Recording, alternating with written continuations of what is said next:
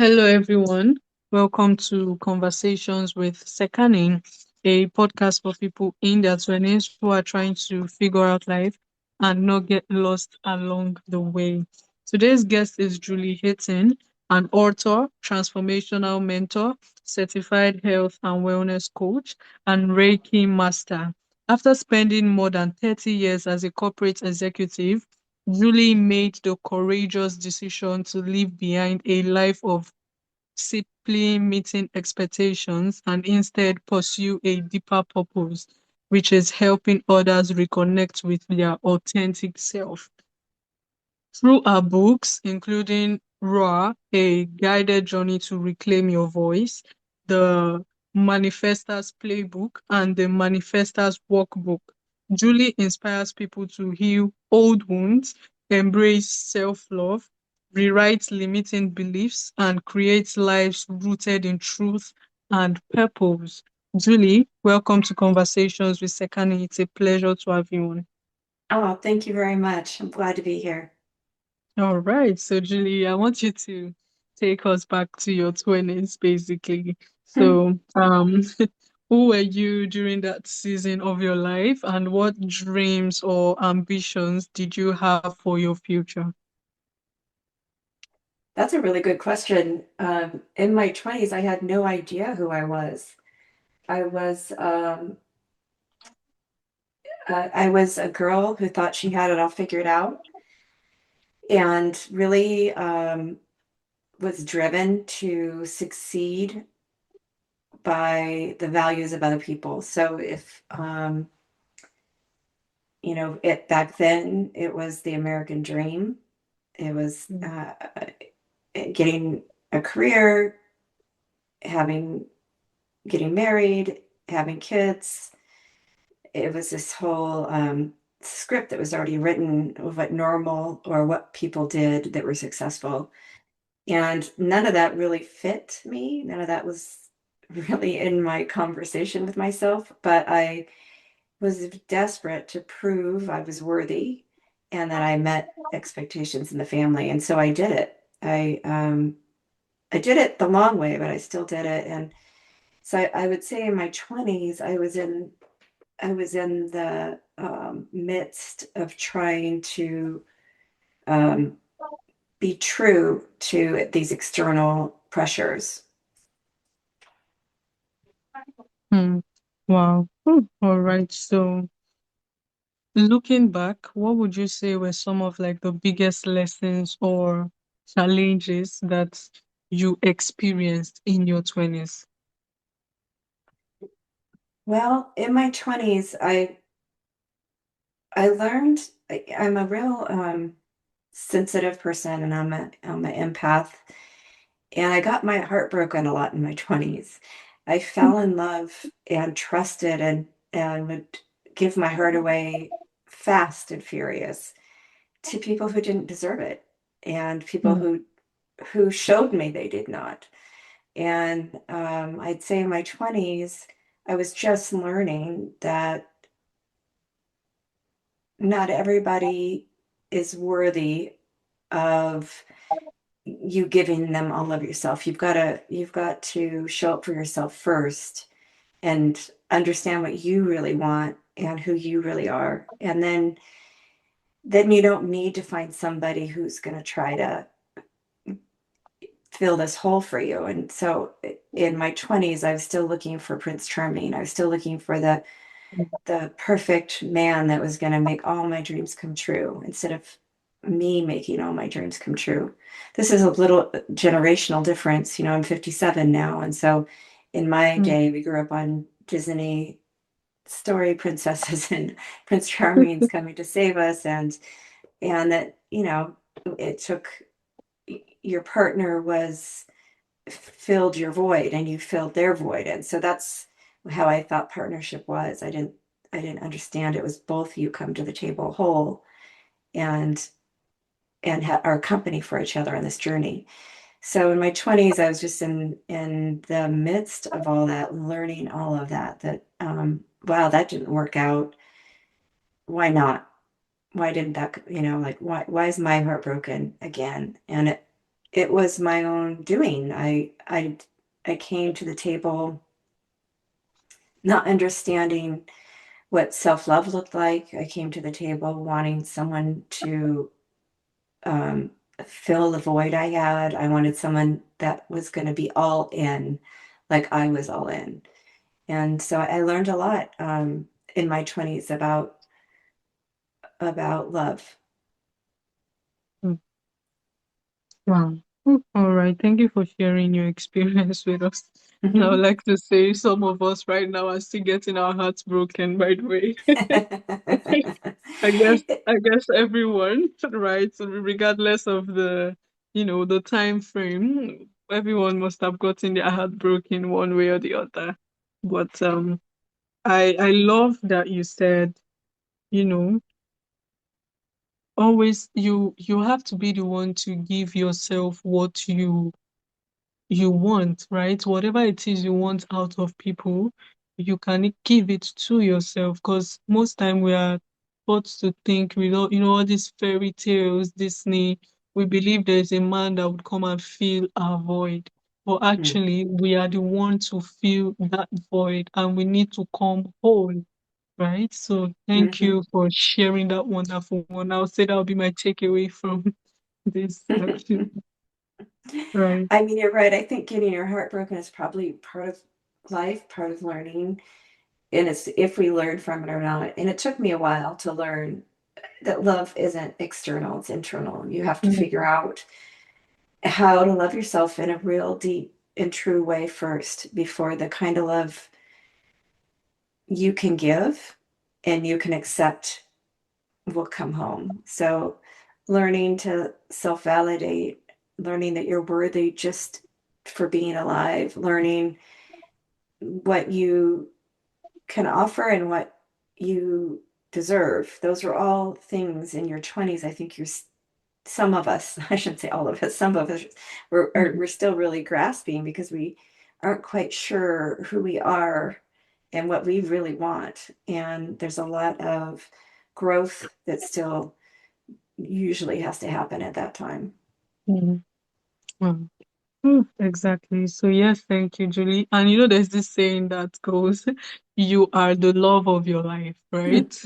Yeah, So you need to give yourself that love that you so desire from people, right? That way, funny how you actually start to attract people that, kind of like your goals are aligned, you resonate on the same frequency, like you attract your own kind of people. When you give yourself enough love and you build yourself, you tend to attract people who are on the same page as you, right? So that's like the magic that comes with that actually.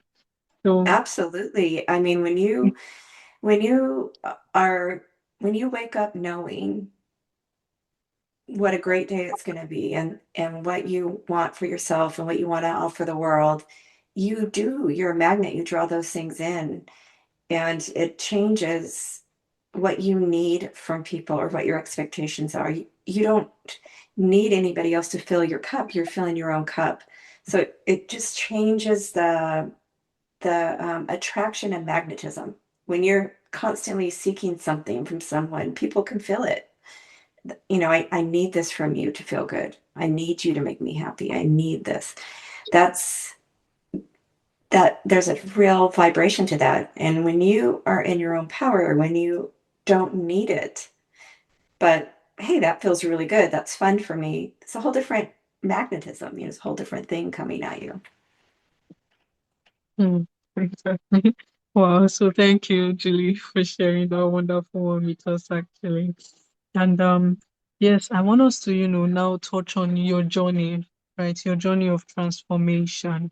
So after more than 30 years in corporate leadership, what prompted you to, step into a completely different chapter of your life? Well, I was a bit of a slow learner. I didn't learn this like that some of the people are in their 20s and 30s now. It took me a while to figure out um, that truly I wanted to be the narrator of my own life, that I was living in a script that someone had handed to me, that what success looked like, what, that you had to work hard to get this and you had to do this to do that, and what this whole perfection looked like in life. And I lived for approval and appraisal. So I'm like someone, like I needed people to say, "Oh my God, Julie, you're amazing. How did you get that done?" Oh, no one else could do that. That was amazing, Julie. That was my drug of choice. That was my dopamine hit. I didn't have that, and I didn't know it. I knew that my soul wasn't aligned with what I was doing, and I was getting ill. Didn't feel good. I really didn't even know who I was anymore. And I kept trying to fill that hole with outside validation. And until I was able to start questioning what I wanted out of life and my beliefs, it wasn't going to stop. So at some point, um, going to work was more painful than questioning, than stopping and saying, okay, why am I on this train? Hold on. What do I Mm, really want? Am I asking, am I doing the right things? The problem was I was making good money. I looked very successful from the outside. Everybody was happy in my orbit with the things I was doing. And, but I wasn't. I was brutally unhappy. And so, um, there's a few things that stopped me in my tracks. One was when I would drive to work, I'd drive an hour to work. I'd park and sit in my car trying to get the energy to go in. And some days I would turn right back around and go home. I just couldn't do it.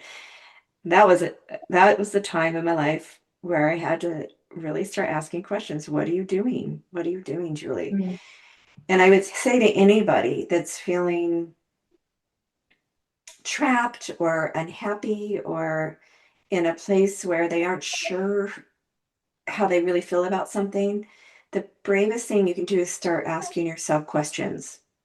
Like, what am I afraid of? And so my biggest question about leaving the current job was, what am I really afraid of? And they were real fears. I mean, they were real things, but I had to start breaking down the stories that were told and laid upon me and figure out really what life should look like to me. And it started with asking myself questions and giving myself the space to answer the questions honestly. mm, yeah. Like you said, it started with asking questions, right? Important questions. And you often talk about moving from self-loathing to self-loving. Because I feel like a whole lot of young adults today, we are always like stuck in that phase of self-loathing or Yeah. guilt, and I don't know, a whole lot of um negative things, right? So what did that transformation actually look like for you, and how can one begin to, you know, move from self-loathing to actually self-love? For me, it was a long journey. It was a long transformation. It started with little things. It started by catching myself saying negative things to myself. So I would say, Mm, "Oh my God, you're so stupid. Why would you do that?" Like in my head, I might even say it out loud. And at some point, I decided if I wouldn't say it to my best friend, I'm not going to say it to myself. And so the mm, first thing was, would I say this to my best friend? And if the answer was no, I would change it. I just started a mm, new narrative. So I would say, "You're not stupid, Julie. You just made a mistake. Whatever. What can you learn from this mistake?" Everybody's a practicing human. Give yourself some grace here. I would give myself a little pep talk. I'm not kidding. I did this a lot. And every time, like, look at you. Why did you eat that cheeseburger? You're already chubby. Why would you do that? Like I started looking at myself in the mirror and saying, like literally standing in front of the mirror naked and saying, what a blessing my body is. It's amazing. Look at all the things it can do for me. I started looking at my body as a gift that it is. And instead of being critical about it, I change the narrative to be so grateful to have this body that can take me to places, that can eat delicious food, that can exercise, that can have this conversation with you. And so just every time I caught myself going negative, I would try to catch it and then question it. Like, where did this come from? Is this even you? Do you believe it?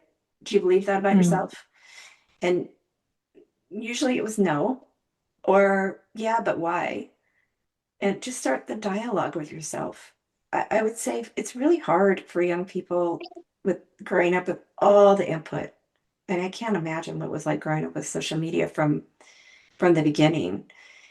And that's why it's so important to look in the mirror and look at your own eyes and tell yourself nice things. Hey, you did a great job today. I'm really proud of you. Mm. It sounds corny. It really does. I know what it sounds like, but I'm telling you, you need to be your own best friend. You need to be your own cheerleader. And the only way to really do that is to look in your own eyes and tell yourself these things. And when you do catch yourself going negative, find the gift, ask the questions. So if someone would tell me, yeah, Julie, how do you spin around, this being positive?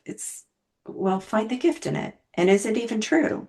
And where did this story come from? In my life, growing up, looking a certain way was really important in my family. My grandpa used to say, there's not an ugly one in the bunch of us. And I thought that was just normal behavior that people would Mm. say to each other. And he would say, weight was a huge thing. And so my whole life, I grew up feeling uncomfortable in my body, even if my body was as fit as could be. I couldn't see that because that was the story I was told. So when I started falling in love with myself, I had to fall in love with all of myself, including my body. And so I started asking myself the questions, where did this story come from? Well, it didn't come from me.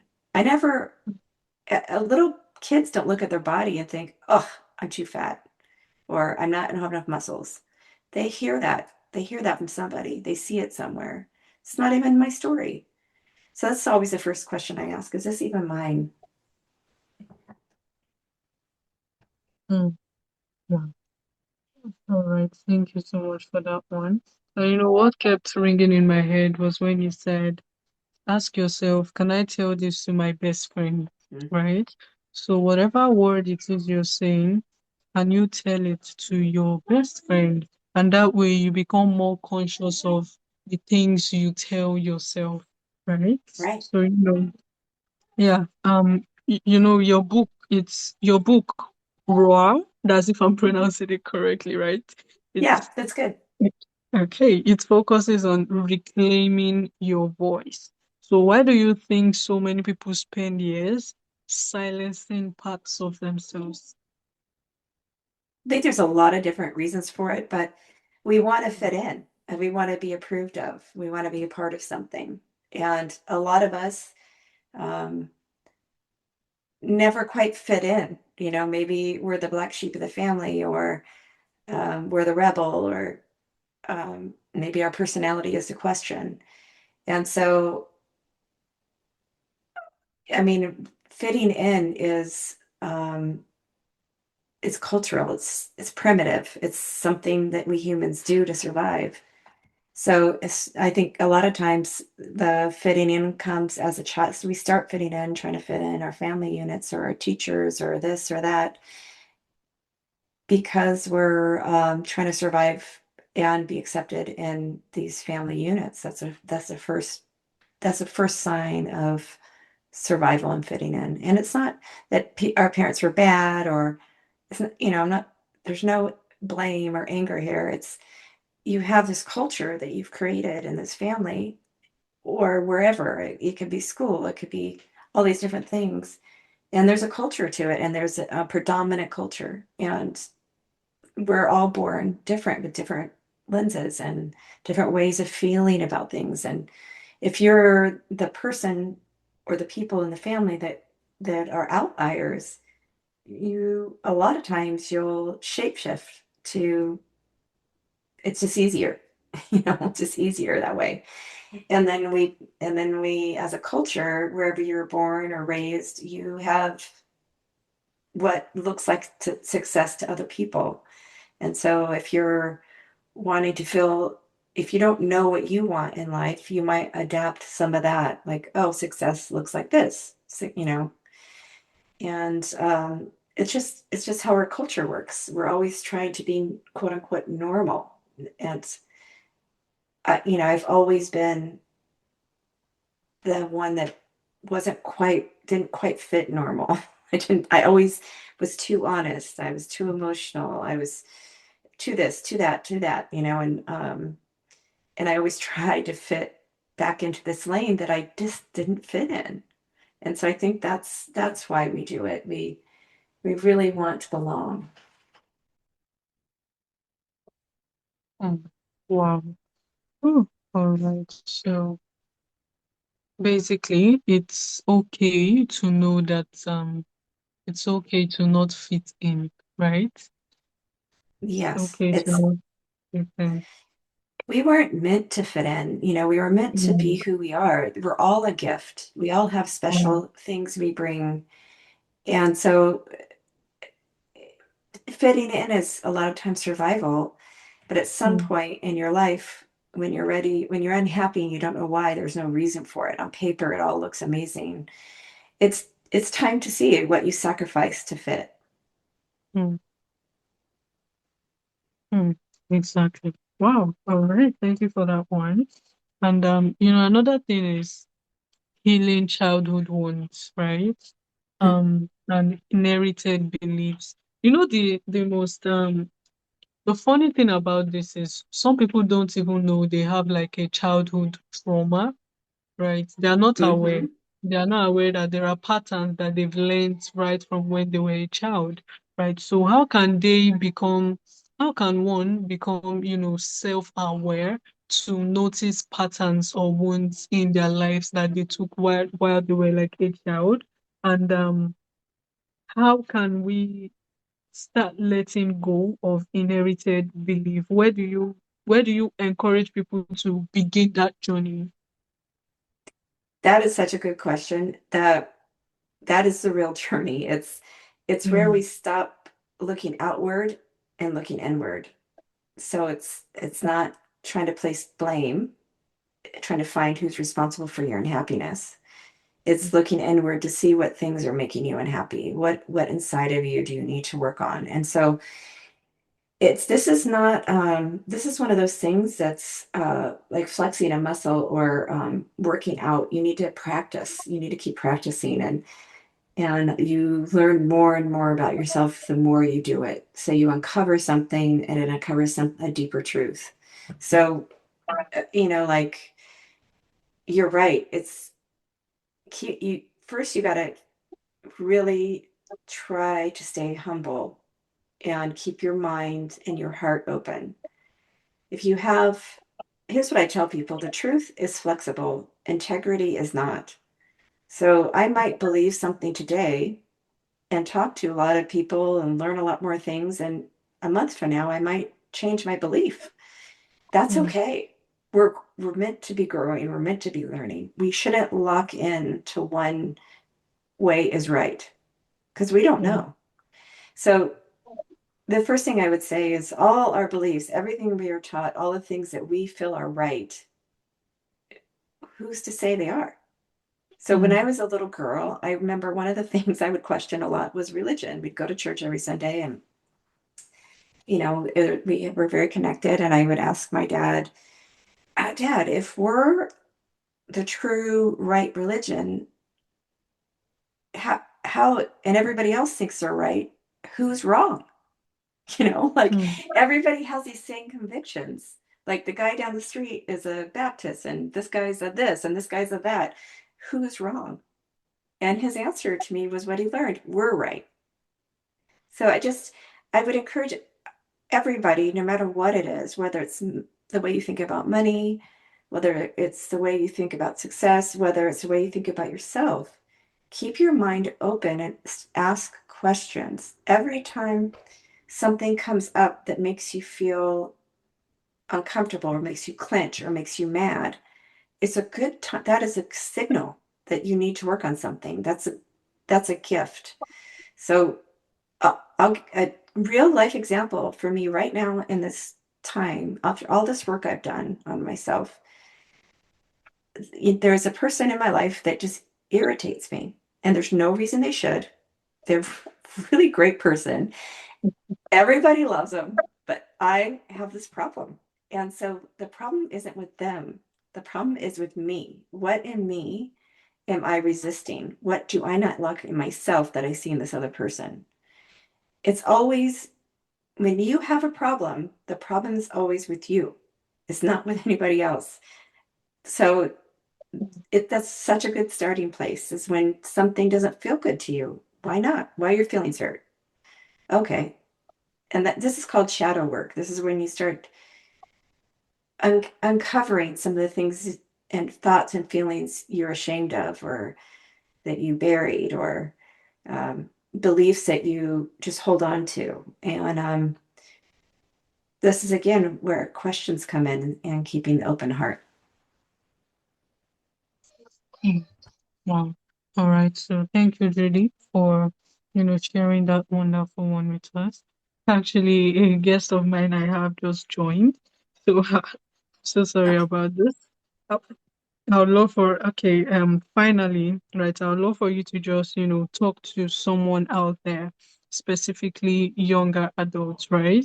So for someone in their 20s who wants to build a life that is authentic instead of, simply successful, what daily habits would you encourage them to develop?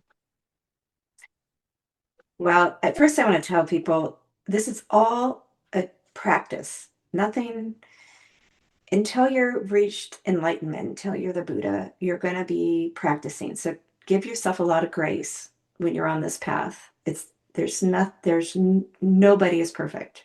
So when you revert back to something you thought you already learned, don't live there. Just vacation. Get out of it quicker and give yourself the grace. And that it's what I've said. Some of the tools I use today, or when I have anything come up for me that's uncomfortable, I just sit down with a pen and a paper and I start writing. Why am I uncomfortable with this? What made me angry? Is this a true thing for me? I just start questioning, questioning, questioning, questioning, questioning.